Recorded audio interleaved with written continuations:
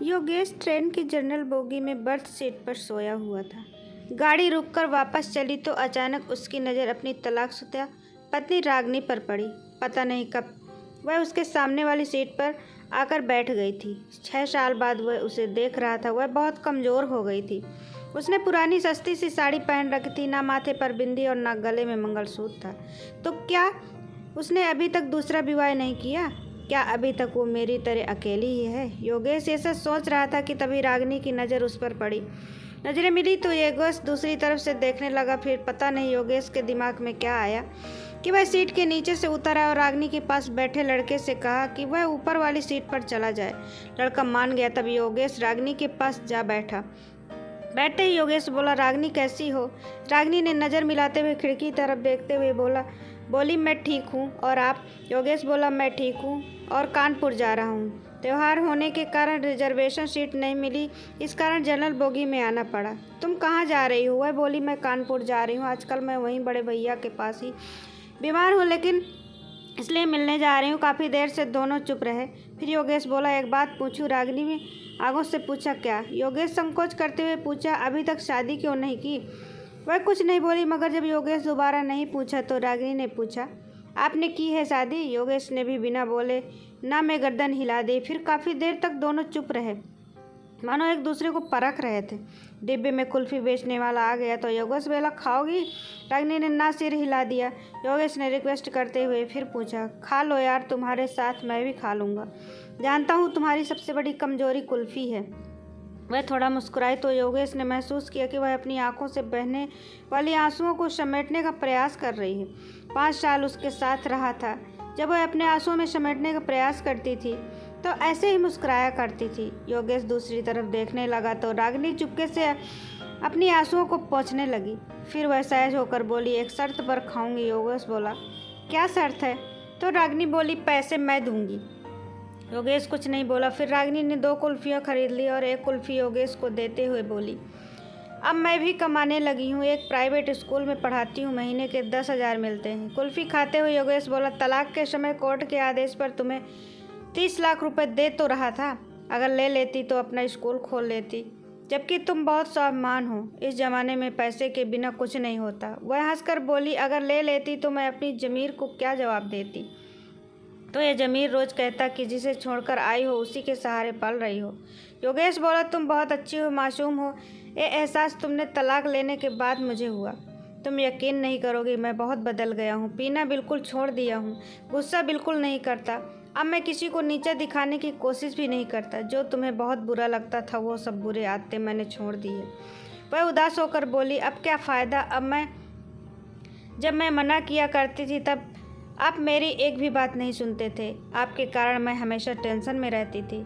इसी कारण मुझे 2 बार गर्भपात भी हुआ, वरना आज मेरे 2 बच्चे होते। एक 8 साल का हो गया होता और दूसरा 6 साल का होता। कहकर वह रो पड़ी। बच्चों की बात वह पता चली तो योगेश के भी आंखों में आंसू आ गए, लेकिन वह पुरुष था तो आंसुओं को पलकों तक पहुंचने से पहले ही पी गया और बोला, कभी कभी लगता है मैं बहुत बुरा आदमी हूँ। मैंने कभी रिश्तों की कदर नहीं की, उसी की सजा झेल रहा हूँ। आज बिल्कुल अकेला हो गया हूँ। अब माँ भी नहीं रही। माँ के होने पर रागिनी को बड़ा दुख हुआ और बोली, माँ को भली चंगी छोड़कर आई थी, उनको क्या हो गया था? इस बार योगेश भावुकता बस अपने आंसुओं को नहीं रोक पाया और बोला, मैं तुम्हें हर दिन याद करती थी।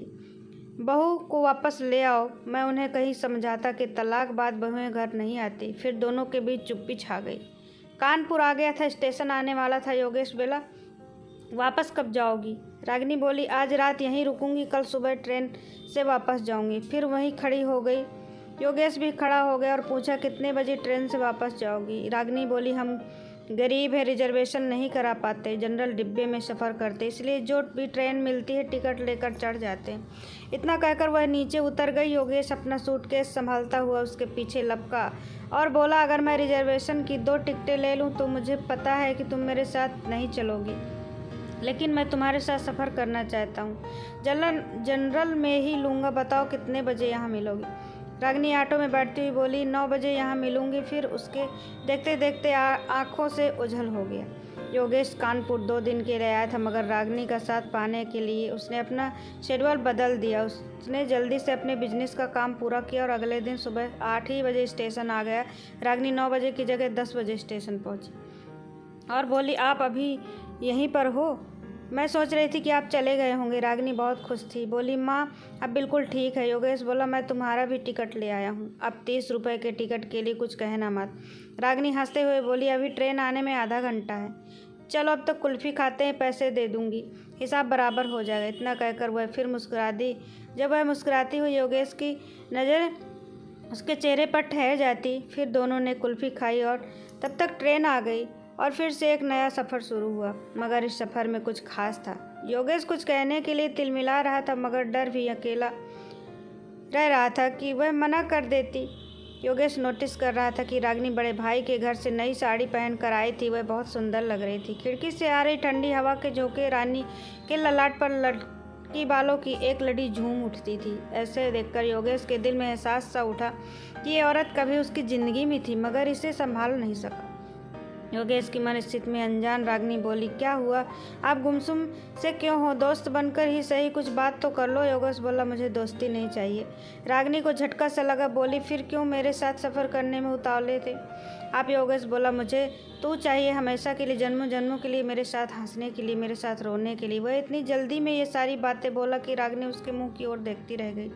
वह अगर बोला, मैं गलत था, तुम्हारी कदर नहीं कर पाया, मगर तुम्हारे जाने के बाद मुझे गलतियों का एहसास हो गया, मुझे माफ़ कर दो, कहकर वह रो पड़ा। रागिनी चुप हो गई, बस उसके चेहरे की तरफ देखे जा रही थी। योगेश उसके दोनों हाथ पकड़कर बोला, मुझे माफ़ कर दो यार, मैं वादा करता हूँ अब कभी भी तुम्हारे आँखों के आंसुओं की वजह नहीं बनूंगा। तू जो कहेगी वही करूँगा, प्लीज़ लौट आ। रागिनी ने माथे पर साड़ी थोड़ी सी पीछे सरकाई और बोली, इधर देखिए ज़रा। योगेश ने देखा, रागिनी ने मांग भर रखी थी। वह बोली, मैं जानती थी आप यही सब करोगे, मैं कल ही सोच लिया था कि अकेले चलने के लिए दिन खत्म हो गया। मेरा हम सफ़र लौट आया, अब आगे का सफ़र उसी के साथ तय करना है।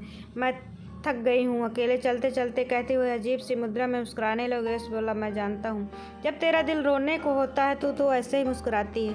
मत रो कि आंसुओं को, इन्हें बह जाने दो, दिल हल्का हो जाएगा। इतना सुनते ही रागिनी का स्वयं जवाब दे, वह ज़ोर ज़ोर से रोने लगी। पूरे डिब्बे के लोग उन्हें देखने लगे, मगर रागिनी ने लोगों की परवाह नहीं की। वह योगेश के कंधे पर सर रखकर रोती रही। कुछ देर बाद रागिनी का गांव आ गया। गाड़ी कुछ पल रुकी, फिर चल पड़ी। रागिनी को वहां उतरना ही नहीं था। जिंदगी में एक नया सफ़र फिर से शुरू हो गया। अब उसकी अंतिम मंजिल मायका नहीं, पिया का घर था। अब वह योगेश के कंधे पर सर रखी और आंखें बंद कर मंद मंद मुस्कुरा रही थी।